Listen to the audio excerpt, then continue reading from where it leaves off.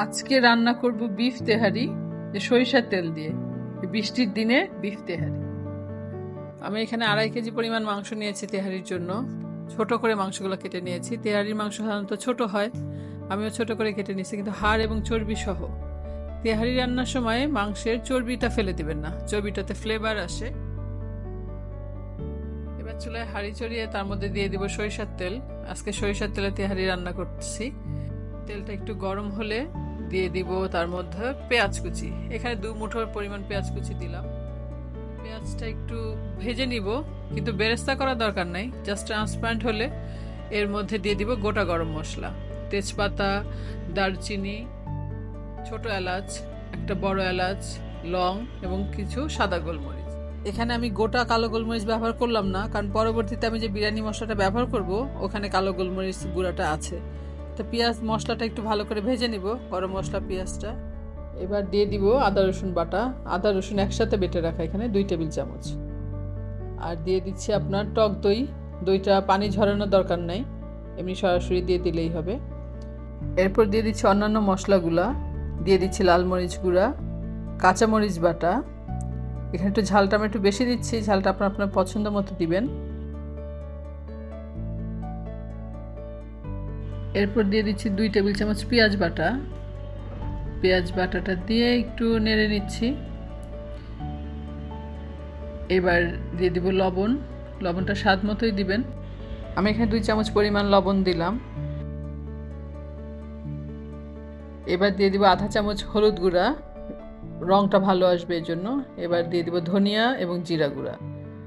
দিয়ে ভালো করে একটু নেড়ে চেড়ে মাংসটা দিয়ে দিব। খেয়াল রাখতে হবে মাংসটা যেন পানি ঝরানো থাকে, কারণ মাংস নিজে থেকে একটু পানি উঠবে, সেই পানিতেই মাংসটা সেদ্ধ হয়ে যাবে। তারপরেও আমি মাংসটা ভালো করে নেড়ে চেড়ে সামান্য একটু পানি দিয়ে চটাটা ধুয়ে দিব, যাতে মশলাটা লেগে না যায়। ঢেকে মিডিয়াম আঁচে রান্না হতে দিব 30 মিনিটের জন্য। ফিরে আসছি 30 মিনিট পর। এরই মধ্যে মাংসটা প্রায় হয়ে গেছে। এই 30 মিনিটের মধ্যে আমি কয়েকবার নেড়ে চেড়ে দিয়েছি মাংসটা। তারপর এখন দিয়ে দিব ঘরে তৈরি করা বিরিয়ানি মশলা। বিরিয়ানি মশলাটা দেওয়ার পর সাথে দিব কেওড়া জল।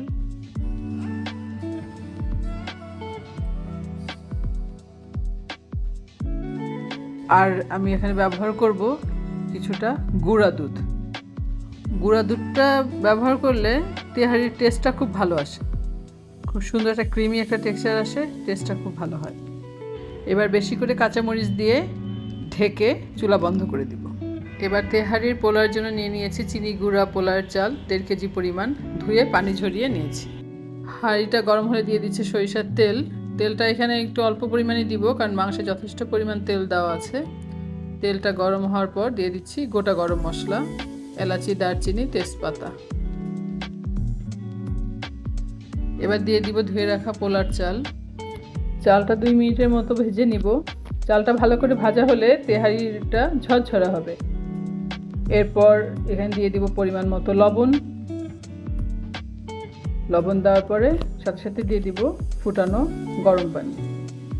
পানিটা এক এক চালে এক এক রকম পানি লাগে, আপনার চালটা বুঝে পরিমাণ মতো পানিটা দিবেন। এরপর দিয়ে দেব 10-12টা কাঁচামরিচ। এবার ঢেকে মিডিয়াম আঁচে রান্না হতে দেব 5 থেকে 7 মিনিট।